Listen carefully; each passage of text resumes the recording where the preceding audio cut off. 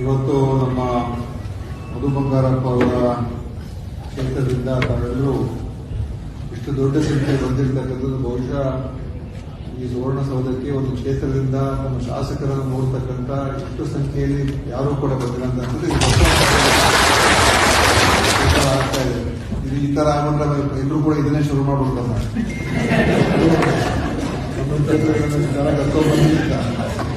ಅದರಿಂದ ಬಹಳ ಸಂತೋಷ. ಇವತ್ತು ತುಂಬಾ ಅಭಿಮಾನದಿಂದ ತಾವೆಲ್ಲ ಬಂದಿದ್ದೀರಾ.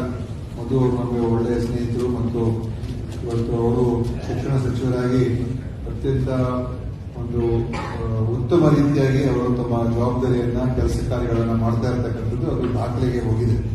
ಮತ್ತು ಬಹುಶಃ ಇವತ್ತು ಆಡಳಿತ ಪಕ್ಷಕ್ಕಿಂತ ಹೆಚ್ಚಾಗಿ ವಿರೋಧ ಪಕ್ಷ ಶಾಸಕರೇ ಇವತ್ತು ಯಾರಾದರೂ ಒಬ್ಬರು ಸಚಿವರನ್ನ ಓಡ್ತಾ ಇದ್ದಾರೆ ಅದು ಮಧು ಅವರಿಂದ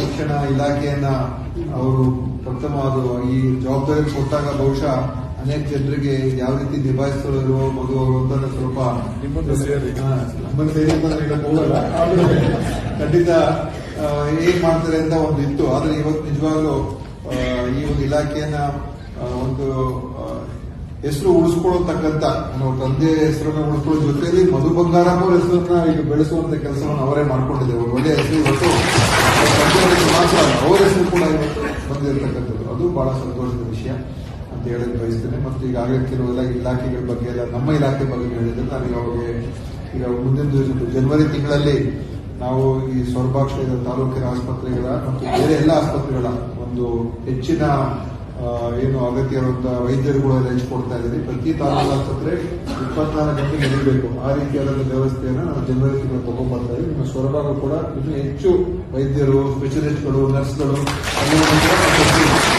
24/7 ನಡಿಬೇಕು ನಮ್ಮ ಆಸ್ಪತ್ರೆಗಳಿಂದ ನಮ್ಮ ಉದ್ದೇಶ ಇದೆ.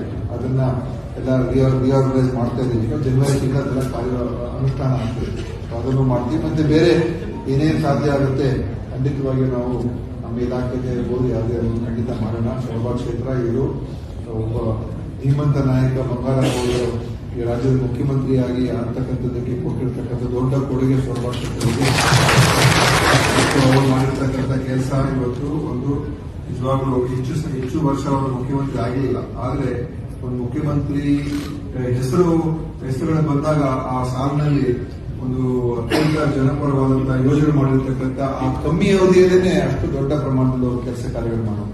ಸೊ ಇದು ಅವರು ಪರ್ಮನೆಂಟ್ ಆಗಿ ಶಾಶ್ವತವಾಗಿ ಹೆಸರು ಉಳಿಸಿಕೊಂಡು ಅವರು ಹೋಗಿದ್ದಾರೆ.